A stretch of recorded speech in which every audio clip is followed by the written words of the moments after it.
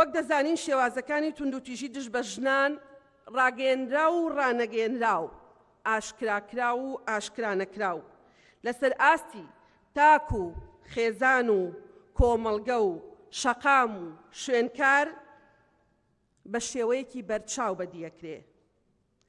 ئامارەکانی توندوتیژیش لە ماوەی 5 ساڵی ڕابردوودا مایەی نیگەرانین و لە ساڵێکەوە بۆ ساڵێکی تر هەرچەنە هەڵکشان و داکشانیش بەخۆوە دەبینن، بەڵام لەم ساڵانەی دواییدا شێوازی توندوتیژیەکان گۆڕاون و ئامارەکانی دامەزراوە فەرمیەکان پشت ڕاستیەکەنەوە کە زیاتر لە 50% شێوازەکانی توندوتیژی بە ئامێرەکانی پەیوەندی و لە ڕێگەی تەکنەلۆژیاوە ئەنجامەدرێ. لیژنە تایبەتمەندەکانی پەرلەمانی کوردستان گەیشتونەتە ئەو ڕاستیەی کە یەکێک لە هۆکارەکانی هەڵکشانی توندوتیژی یان کۆنترۆڵ نەکردنی توندوتیژی بوونی هەندێک کەم و کوڕی و کەلێنە لە یاسای ژمارە 8 ساڵی 2011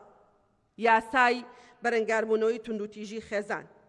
کە پێویستە کەلێنەکانی پڕ بکرێتەوە، چونکە لە ماوەی 10 ساڵی ڕابردوودا یاساکە ئەگەرچی لەسەر ئاستی عێراق و ناوچەکە یاسایەکی باش بووە،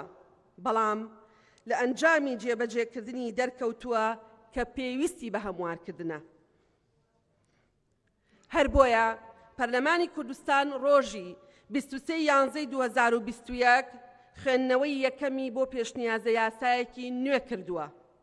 کە بە هەمئاهەنگی لەگەڵ وەزارەتی ناوخۆ ئامادەکراوە. لێرەوە داواکارین لە پسپۆڕان و شارەزایانی بەشداربووی کۆنفرانسی یەکسانی جێندەری و استراتیژیەتی بەهێزکردنی پێگەی ئافرەتان لە هەرێمی کوردستان عێراق بە سەرنجە زانستی و ئەکادیمیەکانیان هاوکارێکی سەرەکی لیژنە تایبەتمەندەکانی پەرلەمانی کوردستان بن لە نووسینەوە و داڕشتنی بڕگە و ماددەکانی نێو یاساکە.